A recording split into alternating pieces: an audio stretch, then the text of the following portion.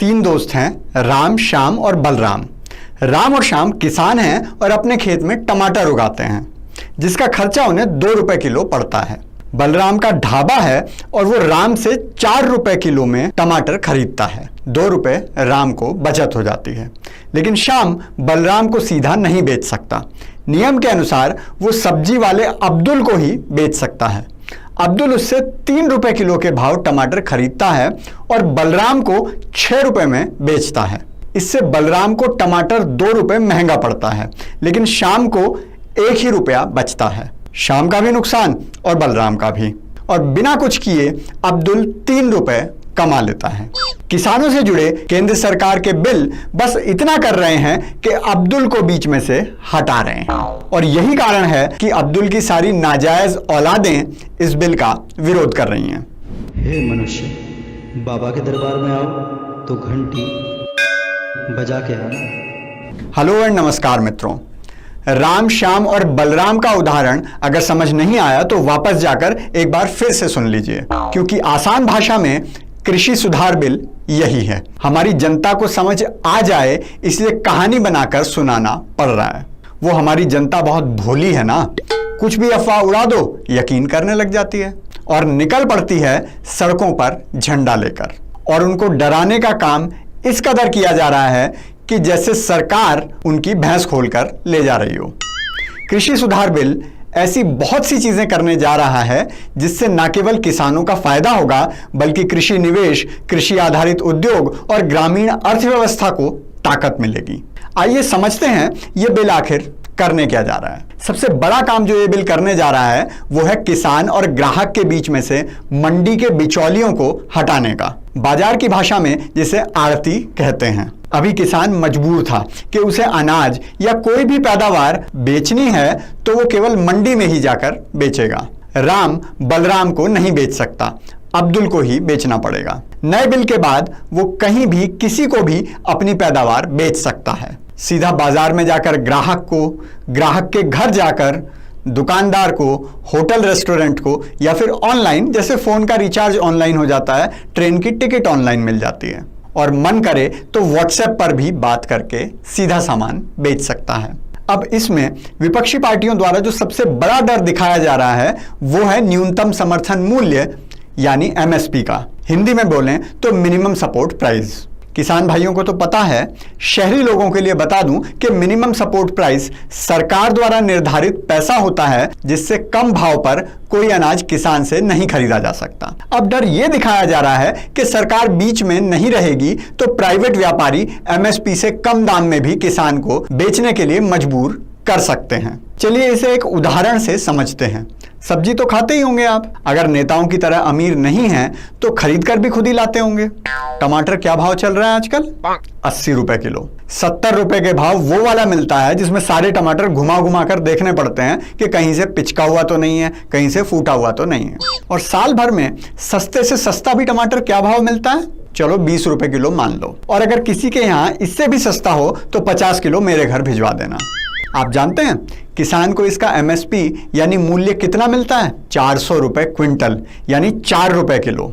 4 रुपए किसान को मिला, 4 रुपए समझो सब्जी वाले ने कमाया, 2 रुपए लाने ले जाने की लागत। बाकी के 10 रुपए किसकी जेब में गए? बिचौलिए की जेब में, आड़ती की जेब में, अब्दुल की जेब में। और जब 80 रुपए टमाटर बिकता है तो भी राम को 4 ही रुपए मिलते हैं क्योंकि एमएसपी है।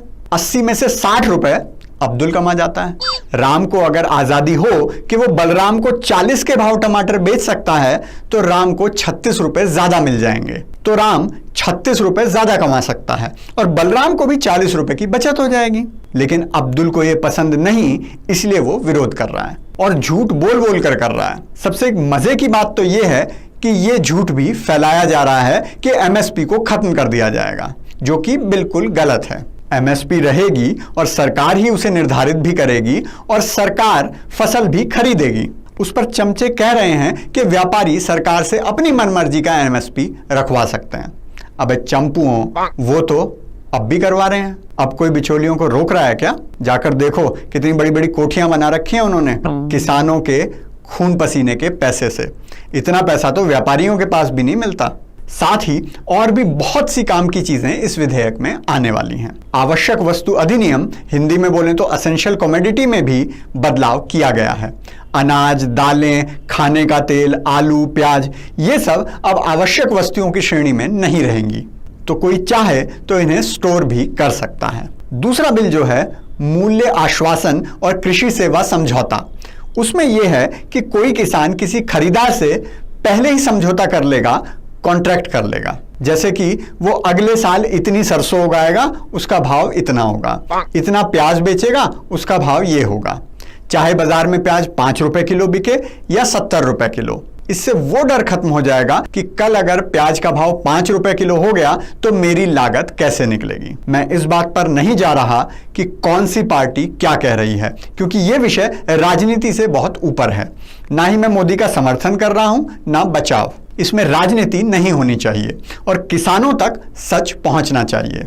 लेकिन हां, इस समय में किसानों में जहर कौन कौन घोल रहा है, उन सब के नाम याद रखना बहुत जरूरी है। चाहे वो कांग्रेस पार्टी हो, अकाली दल हो, केजरीवाल हो या भारतीय किसान यूनियन ही क्यों ना हो। यह सोचने की भूल मत करना कि सड़क पर किसान निकला हुआ है, रेल किसान रोक रहा है।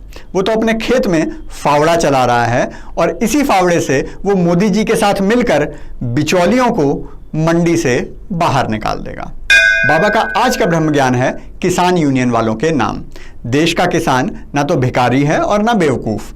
आज तक किसी सरकार में इतनी हिम्मत नहीं हुई कि बिचौलियों को हटा सके, नहीं तो उसे इतना विश्वास है कि जो फसल वो उगाता है उसे बेच भी सकता है और उसे सरकार से फ्री का पैसा भी नहीं चाहिए। वो अपनी किस्मत हर परिस्थिति में लिखना जानता है। ये देख लो।